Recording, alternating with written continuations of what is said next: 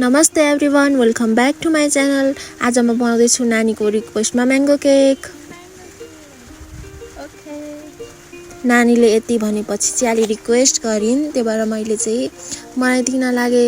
मैले चाहिँ 2टा mango ready गरेँ अनि त्यसलाई पिने। अनि त्यसपछि मैले एक बोल सुजी लिए, त्यसलाई चाहिँ मैले मिक्सीमा हालिदिएँ सरर मिक्सीमा हालेर पिन्थेँ। मैले किन पिने भन्दाखेरि चाहिँ मेरो सुजी चाहिँ अलिक खर्सो जस्तो थियो, त्यही भएर मैले पिन्दिएँ। हजुरहरूको सुजी चाहिँ पातलो हो भने चाहिँ नपिन्नु होला, मोटो छ भने चाहिँ पिन्नु होला साथीहरू। अनि त्यसपछि मैले त्यही बोलको हाफ बोल जति चिनी हालिदिएँ। चिनी मैले अलिक धेरै नै हालेँ साथीहरू, किनभने मेरो आँप चाहिँ अलिक कम गुलियो थियो। अनि त्यसपछि मैले त्यो सुजी र चिनीलाई पिन्दिएँ अनि एउटा बोलमा खनाएँ। अनि अघि पिनेको त्यो आँप चाहिँ अलि बाक्लो भएको थियो साथीहरू, अनि त्यही भएर मैले त्यसलाई फेरि पिन्दिएँ। अनि त्यसपछि मैले पातलो बनाइदिएँ यो छुट्टी चाहिँ। अनि यो चाहिँ यति राम्रो देखेको थियो नि साथीहरू, पिनेपछि मलाई खाम जस्तो भइसकेको थियो त्यति बेलै। तर मैले आफूलाई कन्ट्रोल गरेँ किनभने मलाई बनाउनु थियो म्याङ्गो केक। त्यसपछि मैले अघिको सुजी र चिनीको उसलाई हालिदिएँ अनि त्यसलाई चाहिँ मैले मिक्स गरेँ मस्तसँग। एकदमै मिक्स गर्नुपर्छ साथीहरू, किनभने सुजी चाहिँ यस्तो फुल नपर्छ नि त, त्यही भएर मैले त्यसलाई मस्तसँग मिक्स गरेँ।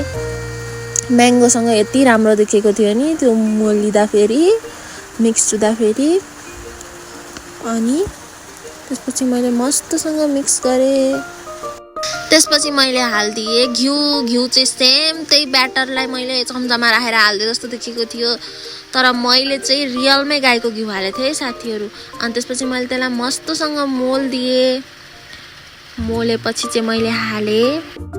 त्यसपछि मैले हालिदिएँ तर चाहिँ हजुरहरूसँग छ भने चाहिँ हाल्नु के अरे, नरहेछ भने चाहिँ दुध मात्र हाले नि हुन्छ, तर मसँग चाहिँ थियो त्यही भएर मैले तर पनि हालिदिएँ।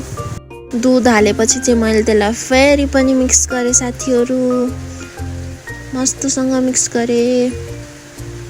यति बेला चाहिँ हामीले जति यसलाई चलायो नि त्यति राम्रो हुँदै जान्छ। त्यसपछि चाहिँ मैले हालिदिएँ आधी चम्चा जति बेकिङ पाउडर। अनि बेकिङ पाउडर हाल्छिन् चाहिँ मैले त्यसलाई चलाएँ।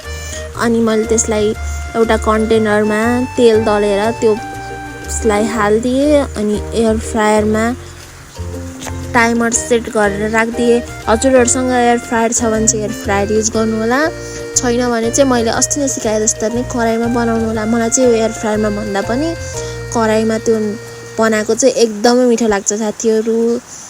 हजुरहरूले पनि त्यस्तो नै ट्राई गर्नु होला। यो एयर फ्रायरमा चाहिँ मिठो त हुन्छ तर कराईमा जस्तो टेस्ट झन् मिठो आउँछ साथीहरू।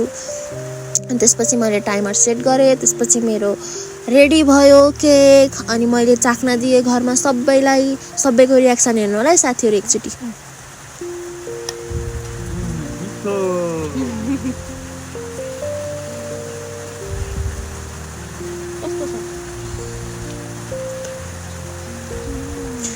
नानी बाबा फ्लफीले मिठो भनिसकेपछि चाहिँ यो केक पक्कै पनि मिठो छ होला साथीहरू। हजुरहरूले पनि ट्राई गर्नु होला। भिडियो मन परेमा लाइक कमेन्ट गर्न नबिर्सिनु। बाई।